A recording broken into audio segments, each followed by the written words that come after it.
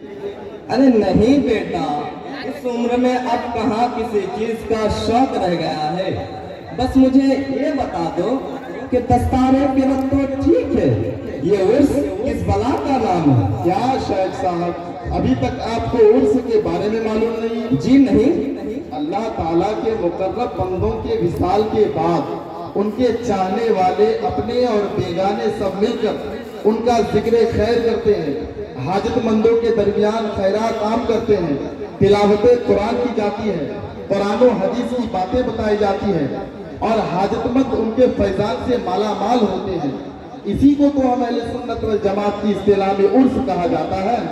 استغفر اللہ، استغفر اللہ، یہ تو کھلی بدعت و گمراہی ہے، اس سے اللہ کی پناہ۔ ارے کیا شیخ صاحب، یہ تو ہمارے مستحسن ہے، بھلا آپ اس کو گمراہی کیوں نہ کہہ سکتے ہیں؟ لگتا ہے آپ کو بھی تبلیغی جماعت والوں کی ہوا لگ گئی ہے۔ نہیں بیٹا، ہوا پانی کچھ نہیں، جو غلط ہے وہ غلط ہے، اس میں دیوبندی اور سننے والی کیا بات ہے؟ اچھا تم ہی بتاؤ، کیا اس طرح آن بان سے عرس منانا قرآن و حدیث سے ثابت ہے؟ کیا نبی کریم صلی اللہ علیہ وسلم نے اپنی 63 سالہ مکی و مدنی زندگی میں کبھی ایسا کام کیا؟ نہیں نا۔ اور تم تو جانتے ہو کہ دین میں کسی ایسی چیز کی ایجاد کرنا جس کی اصل قرآن و حدیث میں موجود نہ ہو وہ بدعت ہے۔ اور آپ صلی اللہ تعالیٰ علیہ وسلم کا ارشاد پاک ہے، إِيَّاكُمْ وَمُحْدَثَاتِ الْأُمُورِ فَإِنَّ كُلَّ مُحْدَثَةٍ بِدْعَةٌ وَكُلَّ بِدْعَةٍ ضَلَالَةٌ، یعنی اپنے آپ کو نئی چیزوں سے بچاؤ، کیونکہ ہر نئی چیز بدعت ہے اور ہر بدعت گمراہی ہے۔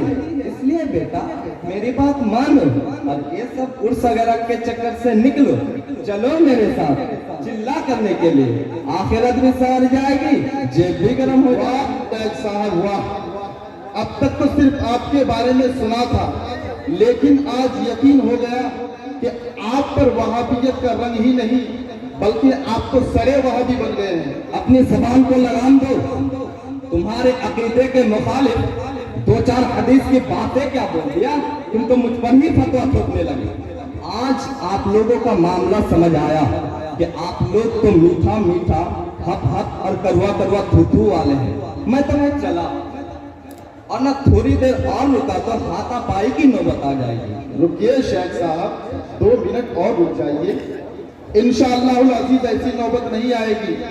ہم لڑنے والے نہیں بلکہ محبت والے ہیں اور محبت سے باتیں کرتے ہیں۔ بس میری 1-2 سوالوں کے جواب دیتے جائیے۔ جی ہاں پوچھیے۔ آپ لوگ بدعت کرتے رہتے ہیں، کیا آپ کو بدعت کے بارے میں کچھ معلومات بھی ہے؟ تو جی کر لو بات، یہ بھی کوئی پوچھنے والی بات ہے؟ پچھلے کئی سالوں سے میں اسی پر تحقیق کر رہا ہوں اور تبلیغی جماعت میں میرا پہلا عنوان یہی رہتا ہے، بدعت کرتے کرتے مجھے تو اب ہر چیز میں بدعت نظر آنے لگی ہے۔ اور آپ پوچھ رہے ہیں کہ مجھے بدعت کے بارے میں کچھ معلوم ہے کہ نہیں، اور اس میں معلوم کرنے والی بات ہی کیا ہے؟ ہر بدعت گمراہی ہے اور بس۔ شیخ صاحب سچ کہوں تو آپ کو بدعت کے بارے میں سرے منہ بھی جانکاری نہیں ہے۔ یہ کیا بات ہوئی؟ تم تو دھیرے دھیرے بدتمیزی کی تمام حدوں کو پار کر میرے علم کو بھی شک کے کھانے میں ڈال۔ شک نہیں شیخ صاحب، یقین کے دائرے میں رکھا ہو جائے گا کہ آپ کو کچھ معلوم بھی ہے یا پھر ہوائی فائرنگ کر رہے ہیں۔ سنیے، جس حدیث کو آپ نے پیش کیا ہے نا، اس سے ہر نئی چیز کا بدعت ہونا ثابت ہوتا ہے، چاہے دینی ہو یا دنیاوی۔ ایسی صورت میں دنیا کے تمام انسان گمراہیت کا شکار ہو جائیں گے۔ اچھا آپ ہی بتائیے، کیا پوری دنیا میں کوئی ایسا شخص بھی ہے جو نئی ایجادات سے محفوظ ہو؟ ارے صاحب، اس حدیث میں بدعت سے مراد دین میں بدعت ہے، دنیا میں نہیں۔ جیسا کہ بخاری شریف میں حضرت عائشہ صدیقہ رضی اللہ تعالی عنہا سے مروی ہے، من احدث فی امرنا ھذا ما لیس منہ فہو رد، یعنی جس نے ہمارے اس دین میں کسی ایسی چیز کی ایجاد کی جو ہمارے اس دین میں سے نہیں ہے، وہ چیز نامقبول ہے۔ تو شیخ صاحب، جب آپ کلو بدعت دلالہ والی حدیث میں लफ्ज़ कुल को दीन से मुक़य्यद कर दिए हैं, तो एक कदम आगे आइए और बिदअत की दो किस्म, बिदअत हसना और बिदअत सय्या को तस्लीम कर ही लीजिए। ना बाबा ना, अस्तगफिरुल्लाह अस्तगफिरुल्लाह, ये कैसी बहकी बहकी बातें कर रहे हो? भला मैं बिदअत की दो किस्म कैसे मान सकता हूँ, जबकि कुरान और हदीस में इसका कोई सबूत ही नहीं है। धीरज रखिए शेख साहब, हदीस रसूल सल्लल्लाहु तआला अलैहि वसल्लम में भी इसका जिक्र है, और आपके बड़े बड़े आपके पेशवाओं की बड़ी बड़ी किताबों में भी जली हरफों में लिखा हुआ है। बस उसको समझने के लिए इश्क़ रिसालत से मामूर दिल, हकीकत को देखने वाली आंखें और सच्चाई को कबूल करने वाला साफ़ो शिफाफ दिमाग की जरूरत है। अल्लाह का करम है, ये सब पहले ही से मेरे अंदर पहले बेकरार की तरह मौजूद है, इसलिए तो आज मैं अहले हदीस हूँ। तुम बस कुरान और हदीस और अक़वाल सलफ़ से बिदअत को साबित करो, हम भी तो देखें कि आपका तरीका इस्तेदलाल कैसे। मुलाहिज़ा करें शेख साहब, हजरत आयशा सिद्दीक़ा रज़ी अल्लाह तआला अन्हा की रिवायत, जिसमें ये बताया गया है कि जो हमारे दीन में से नहीं है वो मरदूद है। इससे ये साफ मफहूम है कि जो हमारे दीन में से हो या दीन में मतलूब हो वो बिल्कुल मरदूद नहीं। और मुस्लिम शरीफ किताबुल ज़कात में इसकी तायीद में एक मुस्तकिल हदीस मज़कूर है।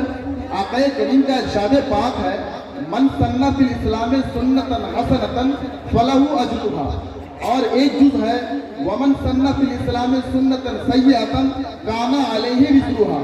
इसका मतलब ये है कि जिसने दीन में कोई अच्छी नई चीज की इजाद की उसका अज्र उसको मिलेगा, और जिसने दीन में कोई बुरा तरीका इजाद किया उसका वबाल उसी पर।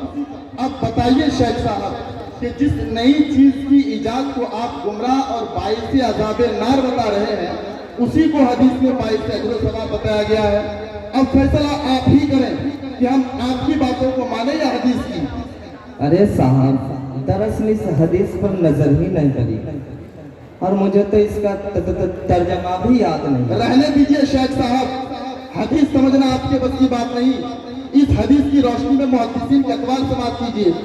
मुहद्दिस अबुल हसन अली इब्न खल्फ इब्न बत्ताल मालिकी अपनी किताब शरह बुखारी इब्न बत्ताल में 5वीं सदी हिजरी के मशहूर मुहद्दिस व फ़क़ीह अबू उमर यूसुफ अंदलुसी इस्तिज़कार में, इब्नुल असीर अल जज़री अन-निहाया में, और अल्लामा यहया इब्न शरफ नबवी तहज़ीबुल अस्मा वल लुग़ात में, अल्लामा इब्न हजर अस्क़लानी, अब्दुर्रहमान शाफ़ई, इमाम बैहक़ी और अल्लामा बदरुद्दीन ऐनी वगैरह हम रज़ी अल्लाह ताला अन्हुम ने इस बात की सराहत की है कि वो बिदअत जो कुरान और हदीस के मुखालिफ हो वो दलालत है, और वो बिदअत जो कुरान और हदीस के मुवाफिक हो वो बिदअत हसना है।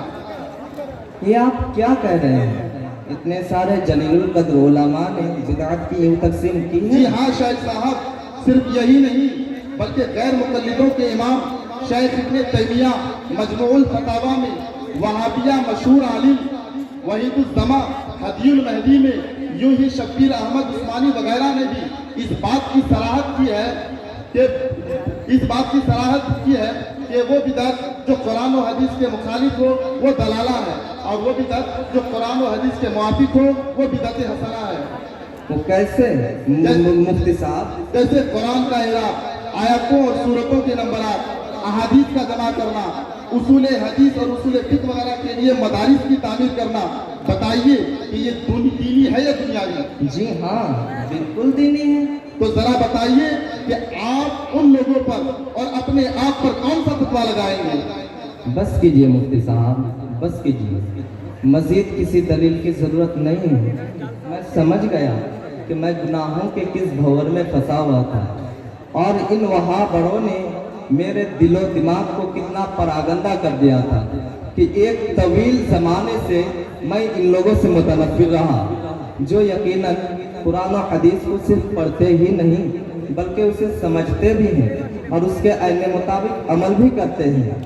आज इस भरे अंजुमन में मैं इन बातिल अकाइद से तौबा करता हूँ और आइंदा इन लोगों से कतई ताल्लुक़ करने का अहद करता हूँ, और मैं आप सभी लोगों से भी गुजारिश करता हूँ कि बराए करम इन खुराफातियों से अपने आप को और आने वाली नस्लों को बचाएं और अपने ईमान की हिफाजत करें। और मुफ्ती साहब, मैं आपका तहे दिल से शुक्रगुजार हूँ کہ آپ نے میری ہٹ دھرمی کے باوجود میری اصلاح کا پورا حق ادا کیا اور مجھے گمراہیت سے نکال کر سیدھے راستے پر لا کھڑا کیا۔ نہیں شیخ صاحب، کوئی بات نہیں، یہ تو میرا فرض تھا۔ میں آپ سے وعدہ کرتا ہوں انشاءاللہ تعالی 15 تاریخ کو پنڈا شریف آ کر حضور قادری میاں کے حلقہ ارادت میں داخل ہو جاؤں گا اور بعد رمضان میرا چھوٹا لڑکا نعیم الدین کو دارالعلوم دیوبند سے نکال کر مخدوم مشن میں داخلہ کراؤں گا۔ تہہ دل سے آپ کا استقبال کرتا ہوں۔ انشاءاللہ تعالی 15 تاریخ کو ملتے ہیں۔ خدا حافظ۔ اللہ حافظ۔ دعاؤں میں یاد رکھیں۔ السلام علیکم ورحمۃ اللہ۔ السلام علیکم۔